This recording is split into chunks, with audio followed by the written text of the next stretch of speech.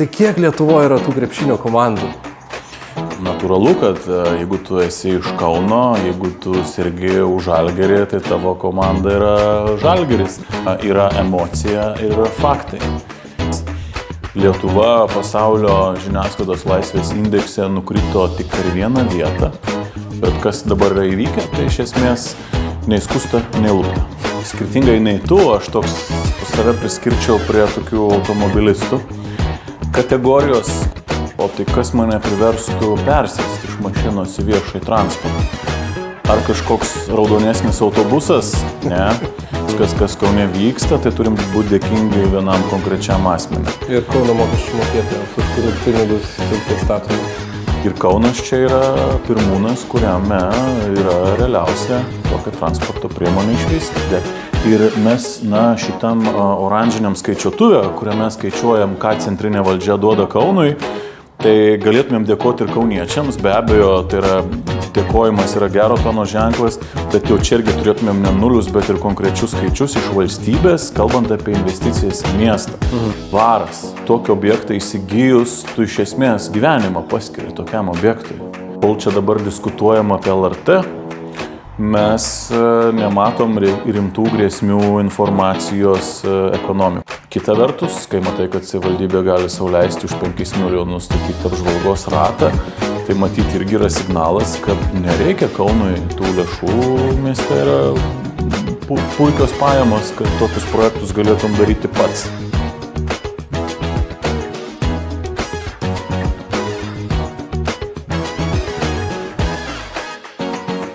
Sveikas, Simonai. Labas. Sveiki mūsų ištikimieji žiūrovai.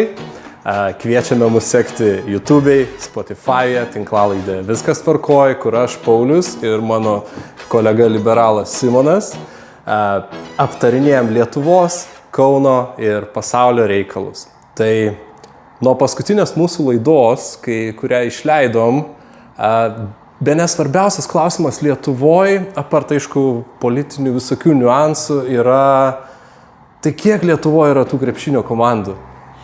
Tai man atrodo, kad vienu metu net nustelbė bet kokias aktualijas šitas klausimas, bet mano galva natūralu, kad jeigu tu esi iš Kauno, jeigu tu sergi už Žalgirį, tai tavo komanda yra Žalgiris ir tu visada apie tai kalbėsi.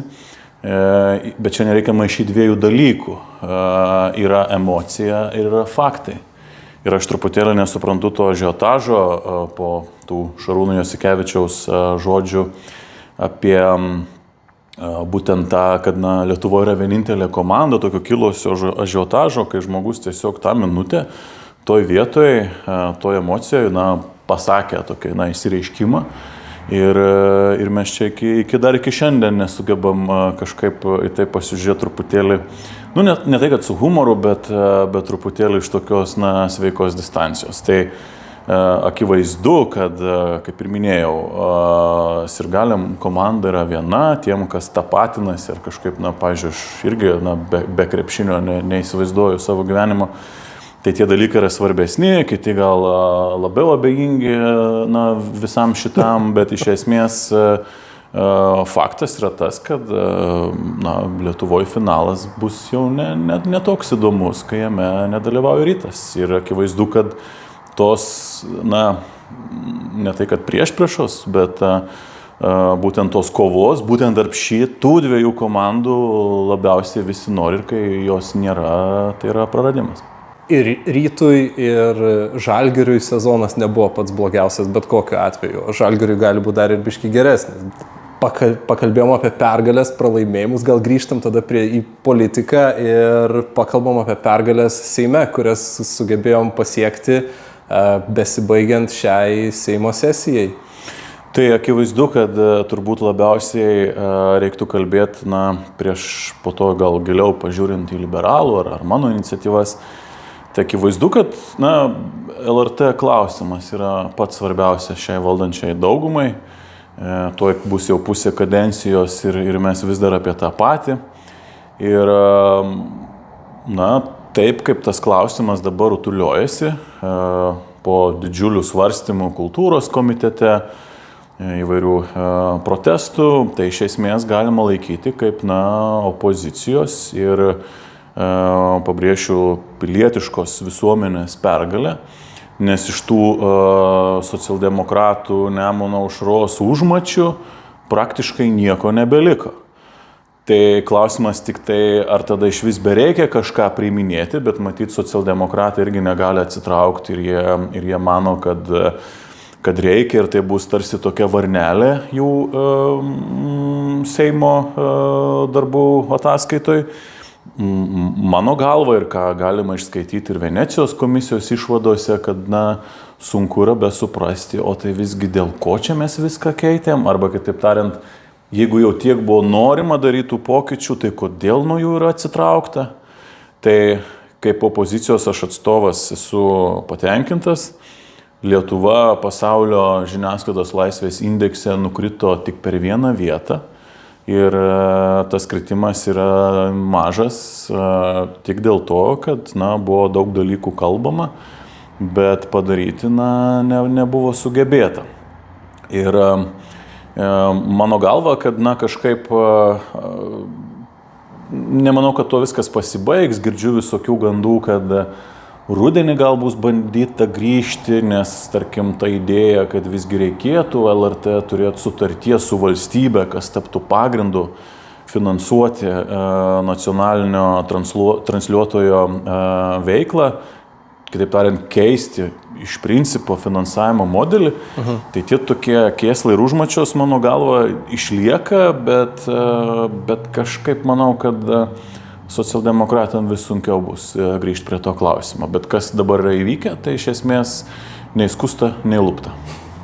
Tai kokie du pagrindiniai dalykai, kurių socialdemokratai bandė pasiekti, bet negaus su šita redakcija, kuri dabar kaip ir svarstoma? Tai natūralu, kad socialdemokratam rūpi labai paprasti dalykai ir kad pradžioje buvo tikrai nusitaikyta į generalinio direktoriaus atleidimą. Buvo bandoma visaip čia diskutuoti dėl tų savokų, bet toks variantas, koks jis yra dabar likęs po visų svarstymų, jis iš esmės yra geras ir tenkina tiek opoziciją, tiek net teisiškai ten prie kažko labai negali prikibti. Tai čia yra svarbu, kaip ir minėjau, nesiplėsiu, bet yra atsitraukta ir perduota kažkaip vyriausybė įvertinti būtent tą sutarties tarp valstybės ir LRT kaip finansavimo pagrindo iš esmės pakeitimas, bet vėlgi matysim, kaip tai atrodys. Ką pavyko socialdemokratam pasiekti, tai jiem nepavyko depolitizuoti LRT tarybos, bet, savo tokių ne tai kad lojalių, bet gal tokius labiau socialdemokratų siekius atitinkančių organizacijų LRT taryba ateis. Ir čia, manau, tokie yra pagrindiniai dalykai. Bet iš esmės dabar žiūrint tą dokumento tekstą, jis yra tikrai labai prastos kokybės. Tai, kompetencija skiriasi nuo Lenkų buvusios valdžios bandymo perimti jų nacionalinę televiziją, nes ten dar iki dabar žagsuliai atrieda. Tvarkoj, tai gal tada keliaujam prie asmeninių projektų tavo, kuriuos tu pats teikėjai Seime per paskutinės porą sesijų. Ir pirmiausia, gal man arčiausiai prie širdies, nes man šiaip traukiniai, tramvajai, ten viešasis transportas man patinka, aš pats nesu labai didelis vairuotojas, man miestai su tvarkingu viešoji transportu yra kažkas labai artimo širdžiai ir negaliu nepasidžiaugti Krokuvos viešoji transportu ir jų tramvajais ir aš labai džiaugiuosi, kad tramvajų klausimas Lietuvoje irgi stumėsi į priekį ir kas keisčiausia, viską užsuko lyg ir Kauno meras, tą topiką pastatė į priekį, sugalvojęs studiją, bet tu kaip ir tiesi pagrindus Lietuvos įstatymuose, kad tie tramvajai turėtų teisinį pagrindą važiuoti. Tai skirtingai nei tu, aš toks save priskirčiau prie tokių automobilistų kategorijos, kuriem ir patinka vairuoti ir tikrai daug laiko keliai praleidžiu. Ir aš taip vis irgi save pagaunu galvojantį, o tai kas mane priverstų persėsti iš mašinos į viešąjį transportą? Ar kažkoks raudonesnis autobusas? Ne. Ar kažkoks autobusas, kurio mažesnė emisija išmetimo? Turbūt irgi ne visai. Kaina, vėlgi manau, šiuolaikinis žmogus, matom tą puikiai, esant pasauliniai kuro kainų krizei, kažkiek taupo, bet ta kaina, jinai nėra toks svarus argumentas, irgi kalbant apie viešąjį transportą. Tai akivaizdu, kad reikia sudominti žmonės kažkuo nauju. Ir kalbant apie tramvajus, man tekę yra lankytis Tamperėje ir domėtis būtent Tamperės tramvajaus projektu. Tai yra vienas naujausių Europoje tramvajų projektų. Tamperė sprendė irgi tokį rebusą, nes miestas yra tokių tarp didelių ežerų ir tarp jų skirtumas gal ten 1,5 kilometro atstumas ir iš tikrųjų toks gaunas kaip butelio kaklelis, kamščiai ir panašiai. Ir tą suprasdami, jie tiesiog priėmė sprendimą vystyti tramvajų kaip susisiekimo priemonę.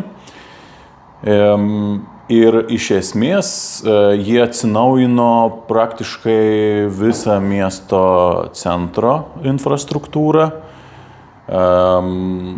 Ir šis projektas yra dažnai rodomas kaip labai sėkmingas, tiek dėl išaugusių kelionių skaičium. Yra pastebima, kad į tramvajų persėdo ne tik žmonės, kurie prieš tai naudojosi kitom viešojo transporto priemonėm, bet būtent ir iš automobilių.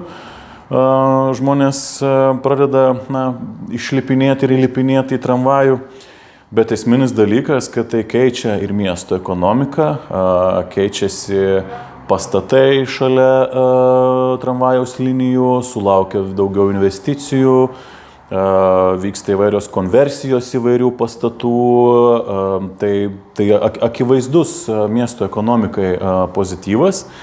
Kita vertus, tai tampa ir miesto identiteto tokių ženklų. Aš jau neminiu kitų pavyzdžių, Lenkijoje, Latvijoje daugybė.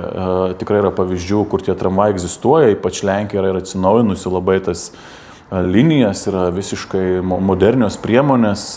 Jie ir patys gamina tos tramvajus, yra bent keli fabrikai Lenkijoje, kurie pateikė į vietos rinką tą infrastruktūrą. Bet aš sakyčiau, man atrodo, vėl, man mažiausiai įdomu yra, kas čia teikia ir panašiai.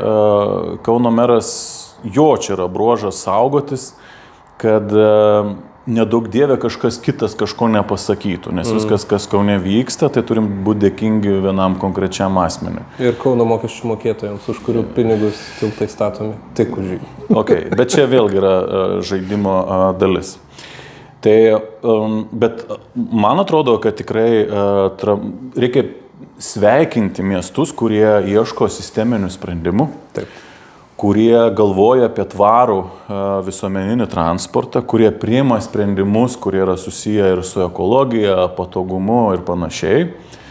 Ir negali būti taip, kad tarkim Vilnius turėjo įvairių galimybių studiją, Klaipėda turėjo, Kaunas yra naujausias pavyzdys.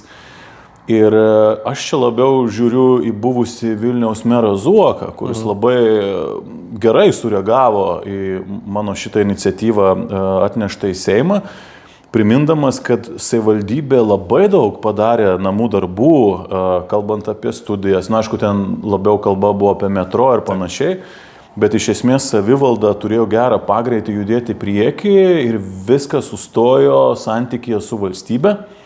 Nes tiesiog tokios transporto priemonės nebuvo niekaip paprašyta įstatymuose. Kitaip tariant, kam, pavyzdžiui, tu skelbsi kokius viešuosius pirkimus, kam skelbsi kokį projektavimo konkursą. Nes, yra savokos, vėliau įvairūs, techniniai reglamentai ir galiausiai kelių eismo taisyklės. Taip. Ir čia dabar toks klausimas, ar višta ar kiaušinis. Aišku, būnant opozicijoje tikrai nerealu man turėti tokias kompetencijas, tokią komandą, kuri ir kelių eismo taisyklės pakeistų ir techninius reglamentus. Bet ką mes galim, tai galim klausimą inicijuoti taip, kad ir įsitrauktų ir ministerijos, pats Seimas, pati, tarkim, valdančioji dauguma. Ir mano pasiūlymas tiesiog, kad yra du aiškus įstatymai ir juose, kad atsirastų būtent tramvajaus sąvoka. Akivaizdu, kad po visokių diskusijų gali ir išsiplėsti, yra įvairių variantų, dabar yra madingi ir taip vadinami mažieji metro ir panašiai. Tų tramvajų irgi yra ir bėginių, ir visokių. Ilgų autobusų. Mes tiesiog turim būti atviri įvairiausiom inovacijom, ypač transporto srity. Neseniai irgi teko skaityti, kad Lietuva irgi yra pasirinkta irgi testuoti ir tarkim, bepiločius elektromobilius ir panašiai. Tai mano galva, čia yra gera terpė ir mes tam turim būti atviri ir jeigu tik įmanoma stengtis. Tai ši iniciatyva patekimo stadija praėjo, dabar laukia darbas komitetuose, reikalinga be abejo ir vyriausybės nuomonė, ministerijų įsitraukimas. Ir aš labai tikiuosi, kad tam bus dėmesys, nes jeigu jo nebus, tai pabandykite dabar į skirtingas ministerijas atvažiuoti tokiu klausimu. Tai vieniem vieni dalykai rūpi, kitiem kiti bus argumentai, kodėl ne. Tai kol pats įstatymų leidėjas neužfiksuoja tokios galimybės, tol nieko ir nebus. Tai galų gale savivaldybė švaisto pinigus, darydamas brangias galimybių studijas, tokiem objektam, kurių nėra Lietuvos įstatymuose. Ir grįžtant prie Kauno, aš manau, kad tai būtų puikiai transporto priemonė. Aš ne visai gal sutinku su galimybių studijoje nurodytais galimais maršrutais. Manau, kad be abejo Kauno reljefas yra ypatingas, į tą irgi reikia atkreipti dėmesį. Bet vis tiek reikia žiūrėti, kur yra būtent žmonės, kurios linijos bus labiausiai apkrautos. Nes čia ne ką mažiau yra populiarinti pačią idėją, keisti žmonių elgseną, o ne tik turėti kažkokį labiausiai pagal reljefą ar kažką išmąstytą sprendimą. Tai čia irgi manau, kad lauks gan įdomus procesas ir Kaunas čia yra pirmūnas, kuriame yra realiausia tokia transporto priemonė išvysti 10-15 metų perspektyvą. Super. Tada kita tema, kuri irgi labai toli nuo Kauno nenueina. Bet aš dar truputėlį užmiršau vieną dalyką. Jeigu leistum truputėlį papildyti, tai vėlgi reikia suprasti, kad tam tikrų peržiūrų reikalauja ir taip vadinamos RRF lėšos. Tuoj irgi konstruosim, ko mes norim iš kitos ES finansavimo perspektyvos. Ir jeigu teisingai sukaltumėm koliukus, aš manau, kad tikrai investicijos į viešąjį transportą būtų reikšmingos, priimtinos. Ir mes šitam oranžiniam skaičiuotuvė, kuriame skaičiuojam, ką centrinė valdžia duoda Kaunui, tai galėtumėm dėkoti ir kauniečiams. Be abejo, tai yra dėkojimas yra gero tono ženklas, bet jau čia irgi turėtumėm ne nulius, bet ir konkrečius skaičius iš valstybės, kalbant apie investicijas į miestą. Nes jų kol kas mes nematom, o aš tikrai norėčiau įvairiais sprendimais sudaryti sąlygas, būtent, kad miestas turėtų kuo daugiau galimybių gauti papildomą finansavimą. Okay. Tai, grįžtant atgal į Kauną, paveldo srityje taip pat atsiranda naujų kaip ir sprendimų, kurie suteikiant tokią iniciatyvą, vienu žodžiu, paveldo savininkams kartu, vienu žodžiu, rūpintis tais pastatais kartu su valstybės pagalba. Tai gal galima plačiau apie šitą projektą? Na tai vėlgi reikia suprasti, kad šitas įstatymo projektas irgi yra patvirtintas dar tik priėmimo stadijoje, irgi lauks čia diskusija. Bet iš esmės iš 4 karto man pavyko įtikinti Seimą, kad reikia atsisukti būtent į tuos paveldo objektų valdytojus, ne tik į tuos, kurie nori tvarkyti paveldo objektus. Tam valstybė ir savivaldybės turi finansinių paskatų, bet dažniausiai mes finansuodami tvarkybos pradžią arba kažkokį tvarkybos etapą pamirštam paveldo objektų valdytojų savininkus, kai jau jie įsikūrė, vykdo veiklas, atsiveria visuomeniai. tada kažkaip jie tampa nebeįdomus nei valstybė, nei savivaldai. Ogi paveldo objektas, pavyzdžiui, geriausias pavyzdys dvaras. Taip. Tai reikia suprasti, kad tokį objektą įsigijus, tu iš esmės gyvenimą paskiri tokiam objektui. Aplink jį tada pradeda suktis tavo gyvenimas, finansai ir panašus dalykai. Todėl siūlymo esmė yra labai paprasta, kad atleisti nuo nekilnojamo turto mokesčio tuos paveldo valdytojus, kurie yra jau susitvarkę, pabrėšiu, savo objektus, kuriuose vyksta kultūrinės veiklas ir kurie turi sudarę saugojimo sutartį su kultūros paveldo departamentu. Tai reiškia, toj sutartyje aptarė ir naudojimo būdą, atvirumą, tarkim, ten, nežinau, bilietų kainas ar kažkokius nemokamus renginius. Bet iš paveldo pozicijų žiūrint, jie yra įsipareigoję bet kokius tvarkybos darbus irgi daryti ne bet kaip, o pagal paveldo reikalavimus.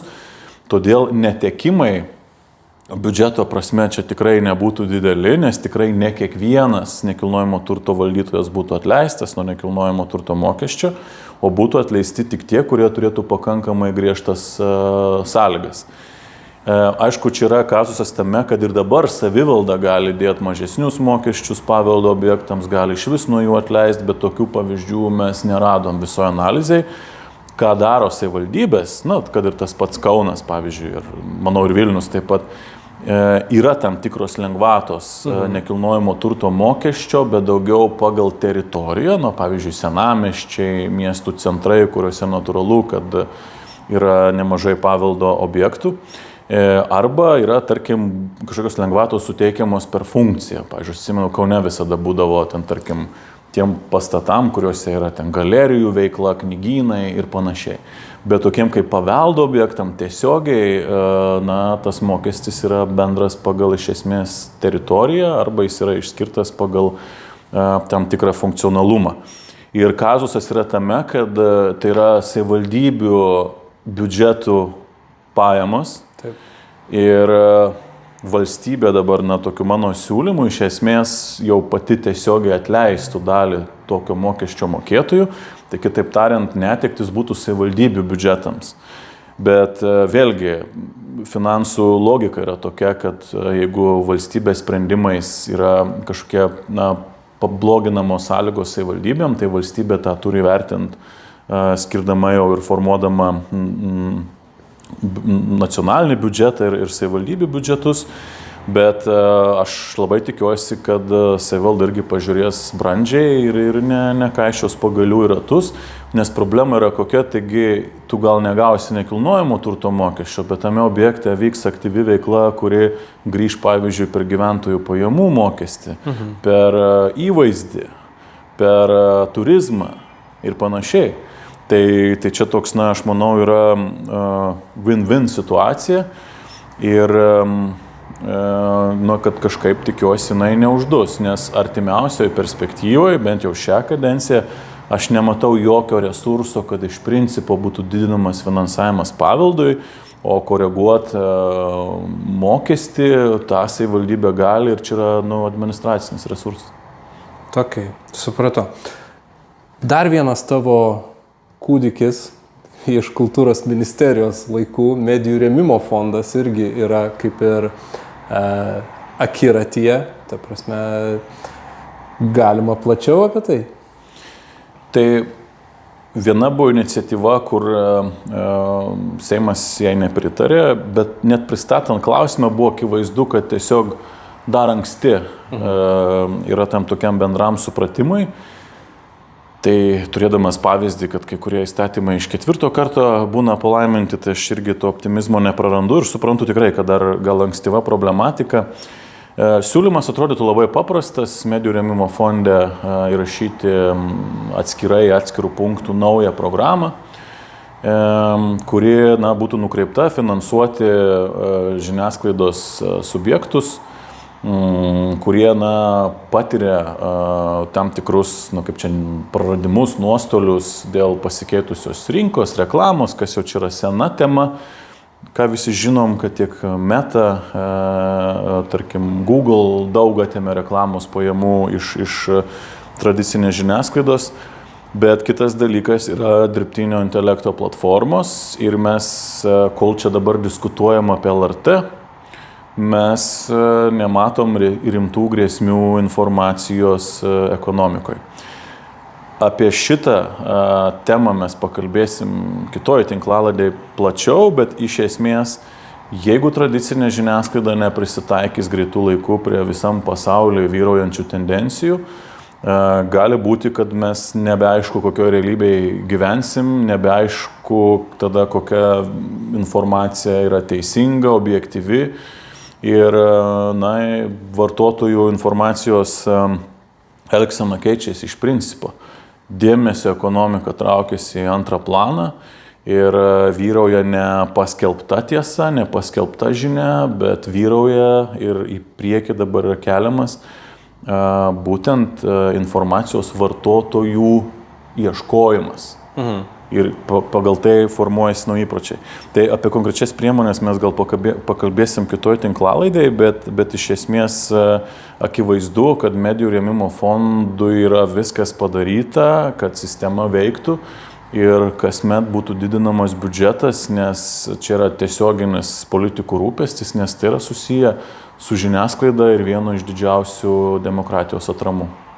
Na ir tada paskutinė mūsų asmeninių projektų dalis yra jau mūsų apšnekėtas prieš keletą epizodų švietimo pilotinių tokių vadinkim projektų klausimas, kurį tu teikiai Seimui ir kiek žinau, ne viskas gerai praėjo šituo atveju. Taip, tai pateikimo stadija įvyko, bet svarstyme nugesino pats švietimo komitetas, kuriame aš dirbu. Ir iš esmės, ta argumentacija tokia kvailoka, nes iš esmės įvyko toks balsavimas pozicija-opozicija ir sprendimas buvo uždusintas. Nes akivaizdu, kad švietimo ministerija bijo bet kokio įspūdžio, kad čia kažkur bus kažkokia nauja reforma. Bet iš esmės čia yra prastas požiūris, nes ministerija sako, reformų jokių nebus, bet negrįšim jau į tos plus 10 balų ir kitus dalykus, kas iš esmės taip drioksteli pačiai sistemai, kad maža nepasirodo. Ir man atrodo, tai kažkiek dar susijęs su tuo, dabar tikrai aktyvių diskusijų yra tokių savivaldybių, kur, tarkim, norėtų eksperimentuoti švietime, kalbant apie 6 klasių pradinį ugdymą. Tai tikrai yra įmanoma tokius dalykus organizuoti, testuoti ir vėliau priimti sprendimą visos valstybės mastu. Bet tą dabartinė ministerijos vadovybė suvokia kaip galimą reformą, o jūgi politika yra jokių reformų, dar čia kažką išgąsdinsim, dar čia kažkas vėl ir tokie dalykai dabar yra atšaukiami. Matysim, gaila, nes pavyzdžių yra daugybė, tūkstantmečio mokyklos irgi projektas baigėsi, mes iš esmės nežinom, ką daryti, neturim normalių duomenų, neturim normalių sprendimų. Dabar testavimo fazėje yra centralizuotas visoje valstybėje priėmimo procesas į mokyklas. Man ateina nemažai informacijos, kad iš tikrųjų problemų yra nemažai, bet kita vertus tam yra ta testavimo fazė, kad tas problemas išgaudyti, bet aišku, jos būna, kad išgąsdina tėvus ir panašiai ir vyksta tokia nepamatuota reakcija. Ar čia būtinai reikėjo to centralizuoto priėmimo, aš nežinau, bet vėlgi gal matant tai, kad irgi turbūt ne viskas taip einasi ministerijai kaip norėta, yra tiesiog bijoma tokių dalykų, prisidengiama kitomis įstatymo nuostatomis ir panašiai. Bet vėlgi, čia buvo pirmas bandymas ir aš manau, kad ir prie šito įstatymo pakeitimo mes dar grįšim. Super. Tai tiek šį kartą, manau, galim dar... Tiek šį kartą mes irgi norėjom dar aišku pakalbėti apie tai, ką centrinė valdžia, kokį dėmesį rodo Kaunui, nes nuo to mūsų ir visos tinklalaidės idėja prasidėjo ir dėl to mes turim šitą oranžinį skaičiuotuvą. Ir man tikrai yra neįtikėtina, kad vis dar čia dega nuliai, nes tikrai šita valdžia galėtų būti palanki dabartiniai Kauno valdžiai.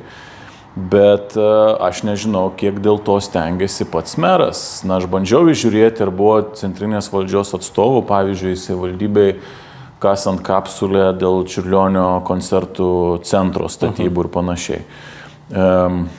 Kita vertus, kai matai, kad savivaldybė gali sau leisti už 5 milijonus statyti apžvalgos ratą, tai matyti irgi yra signalas, kad nereikia Kaunui tų lėšų, mieste yra puikios pajamos, kad tokius projektus galėtum daryti pats. Tai, bet, mes kaip Kauno liberalai nesam valdžioj, nežinom realios situacijos, nežinom visų įtampų ar kaip tik kitų dalykų, kurie slypi biudžete ir ypač vėlesniuose biudžetuose, nes prieš rinkimus čia bus daugybė pagirų ir daugybė planų, daugybė juostelių karpimo ir kitų dalykų, o tikrai tą situaciją mes sužinosim gerokai vėliau. Bet aš labai tikiuosi, kad mes ją sužinosim. Tai taip, ačiū Jums visiems už Jūsų dėmesį.